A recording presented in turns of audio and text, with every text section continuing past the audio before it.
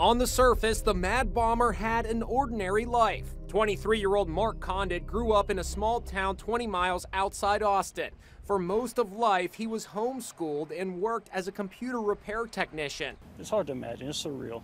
His childhood was filled with happy episodes. Inside Edition found this home video on his father's Facebook page, swimming in a lake with his father and sisters during a 2009 family vacation in North Carolina.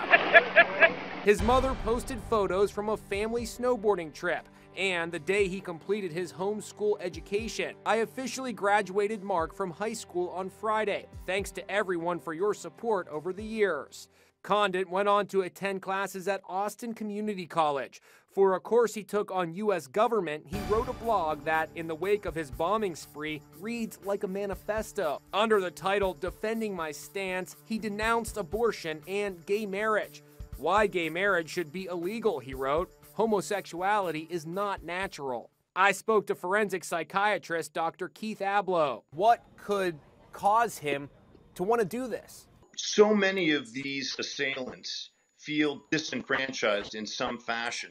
Socially, they may feel ostracized. We haven't heard a lot of people coming forward saying, this man was my friend. Some people feel so isolated that a kind of rage can build up, a kind of really an antipathy for all other human beings in a way. Former Navy SEAL and bomb expert Jonathan Gilliam says in his final days of life, Condit went on a frenzy of terror that made his capture inevitable. He wanted to get out there, he wanted to get as many bombs out there as he could, and he was on a rampage. And he wasn't wasting time in between bombings. No, he was moving at a much more rapid pace, which also makes you wonder, was there some kind of gain from doing this as quickly as possible and getting as much of these explosives out to intimidate these people. Now people are wondering if Condit was inspired by the Unabomber, whose 17-year-long reign of fear was recently depicted on the TV series Manhunt Unabomber. Ted Kaczynski's the Unabomber. Leroy Berenson and Gary Wright were targeted by the Unabomber in the 1980s.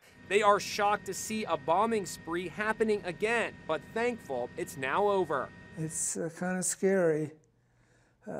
Knowing that it could happen anywhere, any place now. Hopefully the community just comes together as best they can. I mean, it's a thing that no one can prepare for.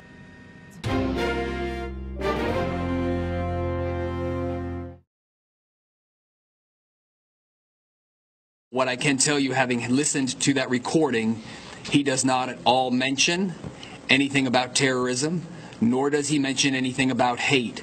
It is the outcry of a very challenged young man talking about challenges in his personal life. All right, this shit is ridiculous. No angel, thug, combative, career criminal, disrespectful. Were these terms used to describe evil white criminals who massacred their fellow Americans, or were these terms used to describe unarmed black men and children who were killed at the hands of police? Wait, hold on, what about these terms? Troubled child, nerdy, quiet boy, unemployed kid, clean-cut American, boy with dry-witted humor. So what about those terms? Were they used to describe white terrorists or black victims?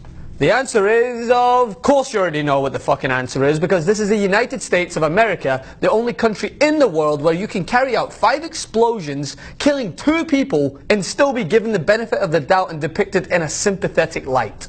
As long as you're white, of course. But if you happen to be black and have your life taken unjustly, you will be scrutinized, vilified, and have your name dragged through the dirt. It has been nearly 48 hours since Mark Condit blew himself up after being tracked down by law enforcement, and, as we have come to expect in this country, the humanization of a man who blew 2 black Americans to pieces has been gut-churningly despicable. From law enforcement choosing to highlight challenged young man to a full New York Times article portraying the Austin bomber as a quiet, nerdy, godly young man, we have seen whiteness at work on steroids. And not only that, some conservative mouthpieces, take a wild guess who, took to Twitter to give the voice to the real victims in this act of terror. Wait for it, Christians. That's right, our resident hypocrite Tammy made sure to skip her usual thoughts and prayers for the actual victims who died at the hands of this monster, and instead posted an article discussing how Christianity was the real victim.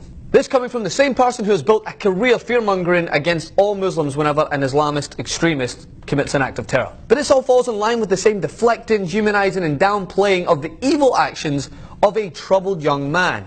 A troubled young white man, that is. So I ask, where was the stern defense of a young man like Trayvon Martin, who, by the way, did not try to blow anyone up? In fact, all he wanted to do was walk home. But God forbid he put his hood up, right? For that, he was lambasted as a disrespectful thug by many of those in the media, who then offered an actual terrorist a pass. I can't believe this has to be clarified. But I guess we'll save the best juxtaposition for last, shall we? It so happened that on the same day a white suicide bomber decided to take his own life, 2 Sacramento police officers opted to take the life of 22-year-old Stephen Clark, firing a mere 20 shots at him in his own grandmother's backyard. Cops said they mistook Clark's cell phone for a gun, and then later a crowbar. I mean, I'm no tech expert here, but I've never seen a crowbar that looks even remotely like an iPhone, have you? But nonetheless, having both these stories circulate at the same time was a perfect example of whiteness at work. On the one hand, we had headlines reading, "Robbery suspect gunned down," and on the other hand, we heard,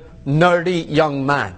Wake up! The way this country continues to humanize white evil and vilify black victims shows how far we have to go in not only fixing the engraved racial bias that still dictates the perception of people in this country and in the media, but in truly understanding the threat white terror poses to us. And to do that, we have to condemn it with the same furiosity it deserves, not wrap it in privilege.